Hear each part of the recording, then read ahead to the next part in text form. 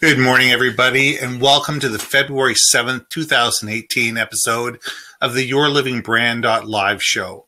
My name's Ben Baker, and my company is Your Brand Marketing.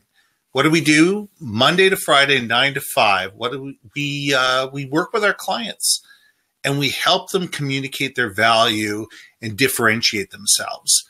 We want to find out who you are, what you do, why you do it, and why people should care. And that's the nature of this show. Every week, we work with a different client and with a different person, and we interview them. And we find out what's their unique, what makes them different, what's their story, why should people care about them? Because in the end, your brand is determined by your client. It's not determined by you. It's determined how people feel about you. And if people trust you and they like you and they think that you're qualified and that you can do the job that you say you can, they'll do business with you. And if not, they're going to go looking for someone else. So every week I talk to a different company and find out what's their value, what makes them different, what makes them unique, what's their story. Now, this week I have Tim McClure with us. Now, Tim is coming to us from a cabin up in the woods, up in northern Quebec, where he is actually writing his book. Tim has been in the marketing and branding game for 25 years and has worked for some of the biggest brands out there, including Starter. He was one of the guys that worked with us to be able to bring sports licensing to the world and has an incredible story to tell. And I'm going to let him tell it. So sit back. It's pre-recorded. You know, he and I talked a couple of days ago, but you know what? He's still up there and he's still writing. So enjoy the show, and I'll be back to say goodbye after the show. Tim, welcome from the cabin in the woods. It's great having you on the show. Thanks so much, Ben. I kind of laughed when I was getting ready to come on that in all my years of doing interviews and different things, I've always been in some type of a suit. The only option has been with a tie or without a tie. Yeah. So this show is the first one I've ever done in a Roots onesie. There you go. Get the plug in for Roots. It's important. Yeah, and it happens to be the only one. It's almost like generic. It's almost like Kleenex. I don't really know of any other onesies. So, but yeah, this is as authentic as it gets. I'm in a century-old log cabin about 9 hours from Toronto in northern Quebec, and surrounded by trees and mountains and a frozen lake and lots of snow and really cold. So up here with my dog for about 6 weeks. So it's just been a great experience. I'm halfway through, and boy, it's going to take a lot to get me back to the big city. Yeah, you're going to get back into the city. You're going to get your first whiff of traffic, and you're going to go flying right back to the cabin. Yeah, it's funny because it's certainly when you live that life of traveling and staying in hotels and catching flights and doing all the things that so many people do in a fast-paced world today, it's very, very hard just to even pull yourself to get here. Yeah. It took me probably 10 days to really get used to it because it's not just a little quiet. There's not really anybody around for 30 minutes. Right. So when the lights go out at night, you don't see in front of your hand. And the thing is that really my dog and I can hear each other breathe. And we live in, again, such a fast-paced world that it takes a lot to get here. But boy, when you get here, we ask ourselves, why the heck did we wait? It's amazing. So let's get into this. So, for those of you who don't know Tim, let's get Tim's story. Tell me the story of Tim, and let's get into why are you in the cabin in the woods? I mean, that's the fascinating thing. Let's get into what you do, why you do it, who you do it for, what the value that you bring to this. What's your story? Tell me your story, Tim. Well, going way back, I was fortunate to cut my teeth with a company called Christian Hockey Sticks, which was a great Bill and Roger Christian, 1960 gold medal Olympic gold medalists, and in 1980, there's Bill's son David won in the Miracle on Ice in Lake Placid with Team USA and won a gold medal. So I got to spend some time with some great people down-to-earth, grounded people that really taught me the basics of what it takes to be a good person, to be a good business person. It was a small company, so we had to be creative.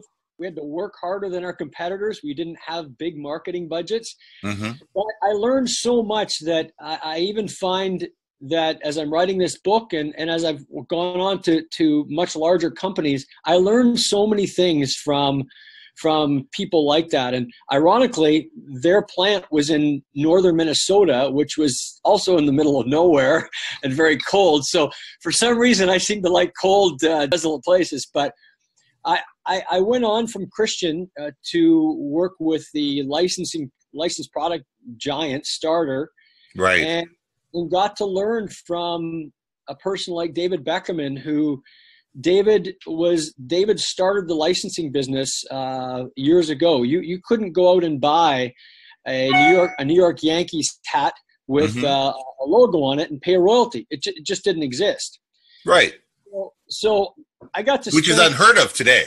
That's right. I mean, it's logos and branding and you name it. On every time you go into a stadium, there's something even above the urinals in the washrooms. So, but back then that wasn't the case. So I spent a number of years with learning from a guy like David and another fellow, Ted Fletcher, who ran Canada. Mm-hmm. And that was kind of the step up from the smaller company to find out how to handle yourself and work with a company that was going straight up. Right. So I'd gone from Christian, where we worked incredibly hard every day for every inch of business that we got, and then went to the craziness of the licensed product business. My first year with Starter, the Toronto Maple Leafs had gone down to the Game 7 with the LA Kings, and Montreal ended up winning the Cup. So I watched how the licensing pandemonium took over. Right. So is that 1985? Is that the 85 Cup? No, that was 1993. Oh, okay. Yeah. And then months later, Joe Carter hit the famous home run for the Jays to win their second World Series. And right. I was the commission sales rep for Toronto. And heck, Ben, I just thought that's the way that the business was always going to be like. I was about to say, you probably retired in 1 year. Well, you know, it was very, very good to me. I mean, we worked extremely hard, but the Philadelphia Phillies could have hit that game-winning home run, and we wouldn't have been talking about this. So absolutely, certainly financially, I did very, very well from that. But then you want to talk about going from the top right to the bottom very quickly. The following year, the NHL and Major League Baseball were on work stoppages. Right. So the one thing about being an industry leader and the industry giant is that it is absolutely phenomenal when there's game sevens and overtimes and heroes. Mm-hmm. But when your two of your biggest leagues are locked out or on strike, the big company also takes the big hit. Oh, I'm sure. So we went from craziness and unbelievable times to going into a time when fans were angry, the media threw gas on the fire and about greed and with the athletes and the owners, and it was just not a good time. Right. So I'd been the key account in Toronto rep for 2.5 years, and I'd come from a bit of an early management background, and mm-hmm. Ted Fletcher, who ran Canada, said, look, we love the stuff that you're doing. You have so many ideas and so many things that we think could be of value. We want you to move inside and become our vice president. Right. I talked to 3 industry leaders and mentors and asked them for their advice, because I'm a big believer in not only being a mentor, but having a mentor myself. Mm-hmm. And all 3 of them said, are you crazy? Don't take that job. The industry is at the absolute lowest part that it's been ever. Why would you want to take something over as the vice president when it's so low? And I said, that's exactly why I want to take it. Because there's nowhere to go but up. Right. And on all the years of me just handling my territory and my accounts, and I handle the Blue Jays and the Leafs and a lot of big accounts, a lot of those years I had ideas, but I was just a rep doing a great job, but I was still just a rep in a region, and I didn't get to set the directions. And looking back, I think really they looked at it and said, well, you've been doing so many great things and getting all these accolades at the sales meetings. Why don't you step in and do it now? So it's one of those things, be careful what you wish for. But I went on. That's a huge shift from being a salesman to being a VP of sales. Yeah. And that's a huge mind shift. Yeah. And fortunately, I had been for 6 years with Christian. I had been a sales management person and a product manager. So at a very young age, heck, right out of school, I came out and I was in that position. So I don't think I would have taken the position or been able to do so well in that management role if I didn't already have the experience in the beginning.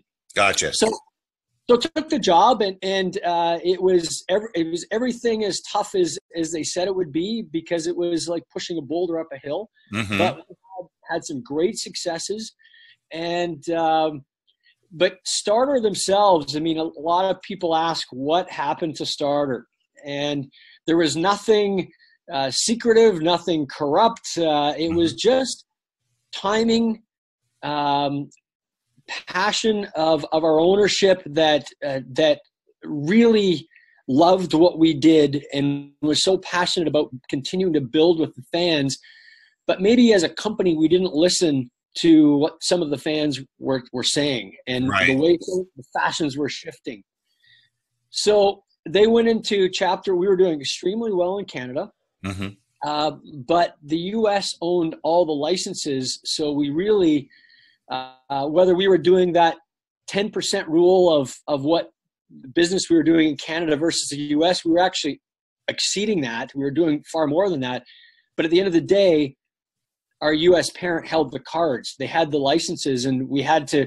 So they filed for Chapter 11. I moved on in my career. I did some consulting things and some really, really cool learning things for me, because I said after Starter, I'd put so much heart and travel, but heart and passion into it that I said, never am I going to go back inside. I'm never going to be a corporate guy again, because you can be passionate, you can work hard, you can deliver results, and you can still get your heart broken in the end.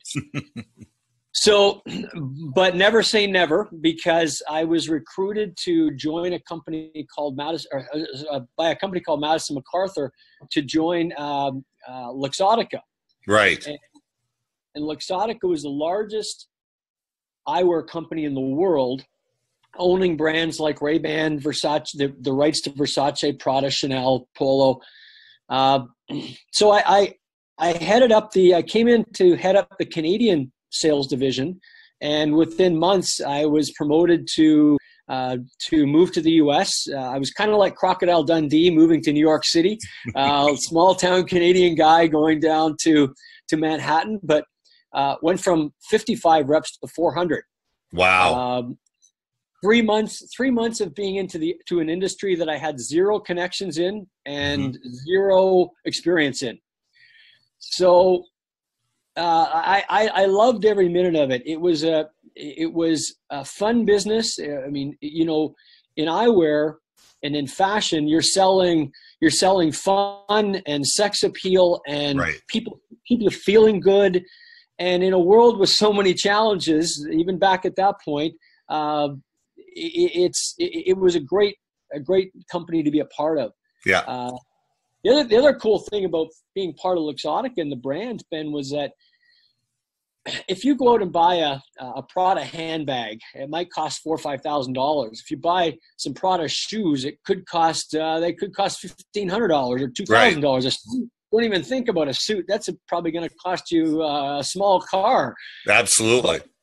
But with eyewear, you can go out and be part of a brand and spend $300, $400, maybe $500 on a pair of expensive sunglasses. But if you want to be part of the Prada family story, it's actually the cheapest accessory to be a part of, and it happens to affect your look more than anything.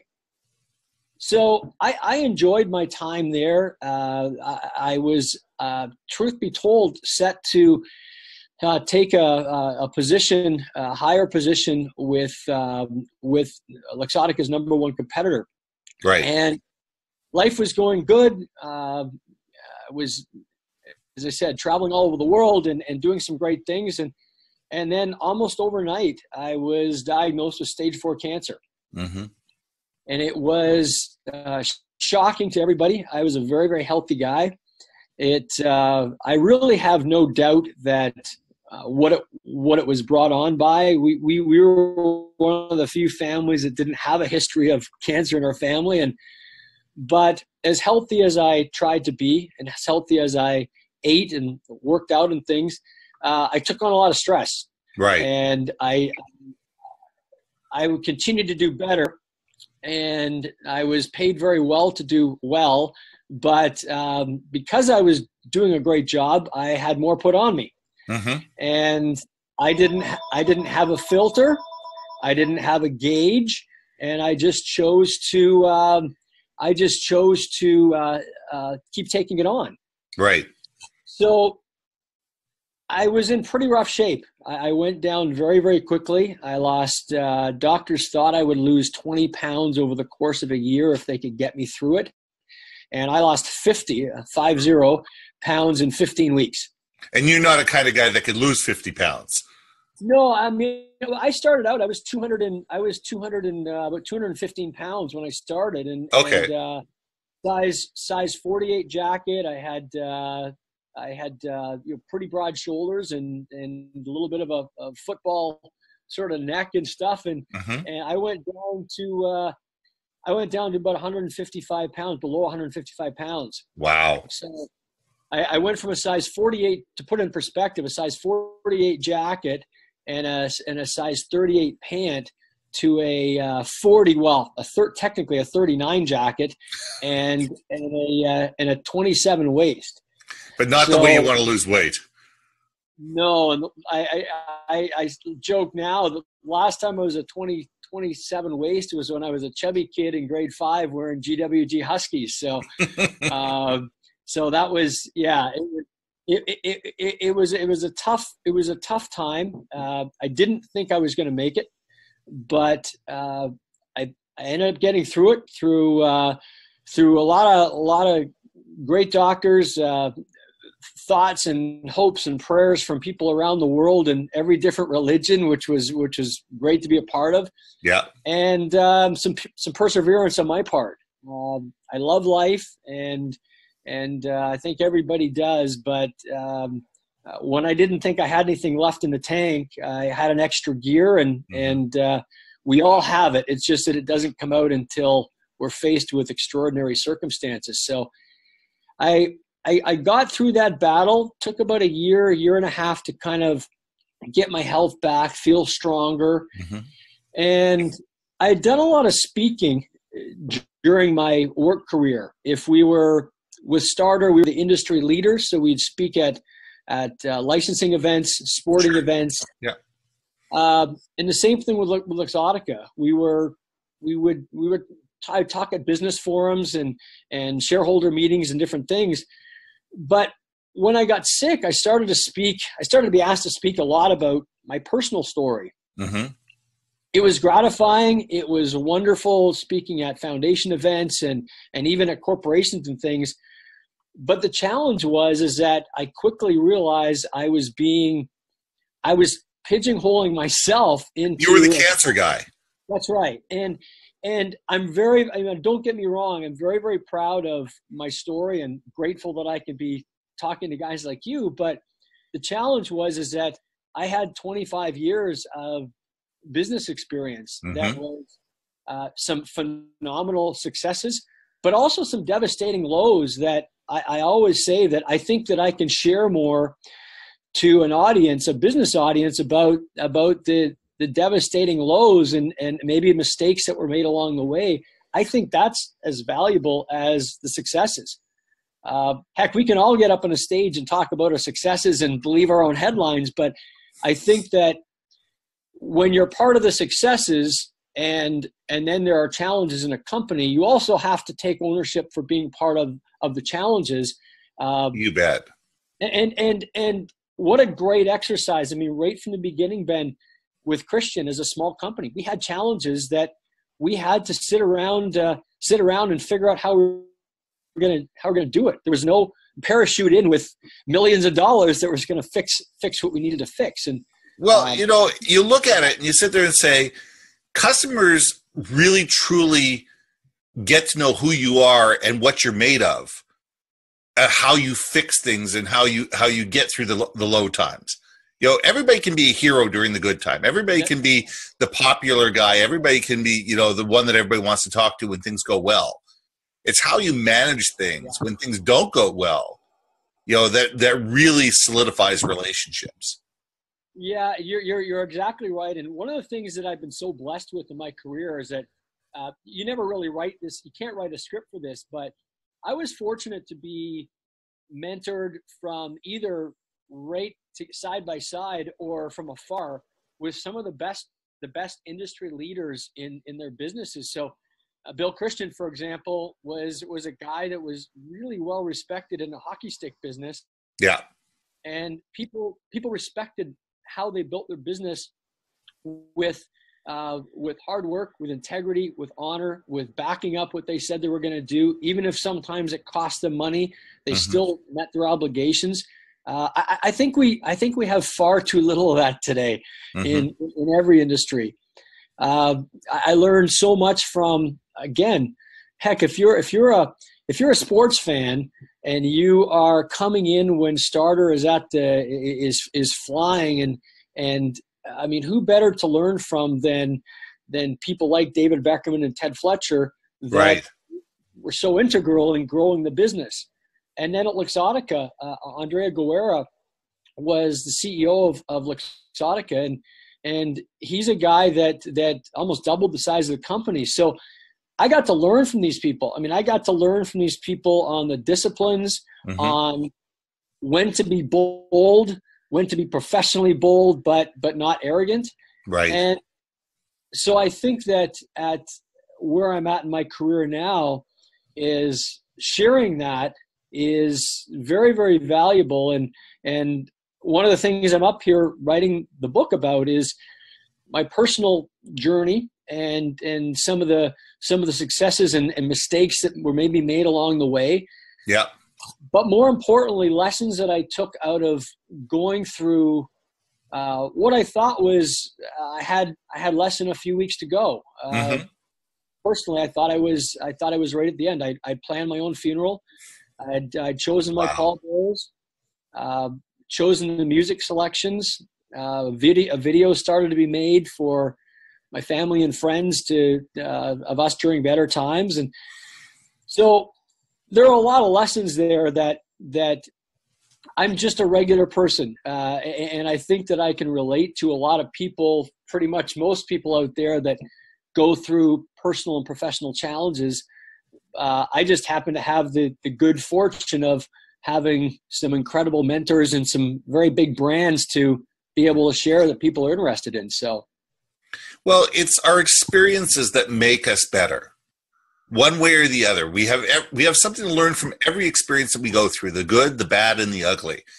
It's just most people don't take the time to learn from those experiences. And if you take the time and say, okay, I survived cancer. You know what? I've been given a gift. How do I deal with this? What did I learn from this? What can I get out of this? What can I take forward out of this? I went through a place where Starter went from being, the absolute #1 brand to chapter 11. What can I take out of this? You know what? There's great, valuable lessons. And the more you can share those lessons and the more you can help mentor other people, the better the next generation will be. So that's what I'm getting excited about reading your book is to be able to sit there and say, what are the lessons that I can pull from your experience? And that's a neat thing. Yeah. And Luxottica is still to this day a major corporate giant. And one of my roles at Luxottica was try to humanize the corp. I mean, people looked at us as this King Kong going through world cities around the world, gobbling up business and taking down independent retailers, and it wasn't like that. It's just that how the company was perceived. So that too, perception's reality, unfortunately. That's right. And you see the steps in my career. You see the small family company in Christian, building success through hard work. Then you look at Starter that went on a major role and in some ways lost its way. I look it back and there's going to be a book one day written about Starter. Guaranteed. I might be part of writing that. But you look at the rise and fall of a great American brand. It was an amazing brand. And then the third step in my career path is Luxottica, that is just a corporate giant to this day in the world. And I've learned things from every part of that. One area, Ben, that I'm going to talk about in the book, but that has been also very, very important, is I've had the opportunity, outside of my professional mentors, I've had the opportunity to be around a lot of professional sports coaches. Right. Well, I've had the good fortune of being in the dressing room at halftime of a major football game. I've had relationships that have gotten me sitting in the coach's room moments after in this case, the Toronto Maple Leafs had blown a 3-goal lead, still won the game, but I'm sitting in Pat Burns' office moments after they've come off the ice, and Pat had to decide if he was going to rip his team, but how he was going to do that because they'd still won the game. Sure. And you have veterans in the room that sometimes turn coaches off, and you have young kids in the room that might get intimidated. So I've had the chance to be in baseball dressing rooms around Major League Baseball managers, football coaches, hockey coaches, and I've really gotten into the psyche and the mindset of what a pro athlete does to get ready for his game or her game. Yeah. And a coach, how they prepare their team, how they change at halftime when something's gone well or has not gone well, Sure. How they prepare for the second half. So much of that is translated into our life, into the professional business world. So I'm excited again because I'm a sports guy, and I'm excited to be able to share that not only in my talks but in my book as well. So I'm enjoying that. That's great. So I got one last question for you, and then I'm going to let you go. So you can get out. I know there's a rink outside your cabin, so you can go out for a skate because you told me it's a nice day. It is. So when you're up on stage and the lights go down and you walk away, or when you leave a meeting, what is the one thing you want people to take away with them? What's the one thing that you want them to think about you? And what's the one message you want to get across that people remember when you're not there? The very clear, it doesn't matter what the topic of my talk might be and what audience, is that I want people to remember and think of me as an authentic guy that had no problem sharing even the toughest of details of maybe some failures, some weaknesses, some things that I'd like to have done different, but also the successes too, because I think it's being the opportunity to hear somebody that is not afraid to talk about both sides and, right, and how their life has progressed. I do want them to take away some very, very hard-hitting messages about why I got to the point in my life where I got to stage 4 cancer. And I always say, Ben, that I wish that anybody that I come in contact to could be in the position where I'm at in my life today, having been at the very edge of the ledge and pulled back, and given another hopefully 40 or 50 years to look at life from a totally different perspective. The problem is that people, unless they've actually been to that edge of the ledge, they can't grasp those perspectives.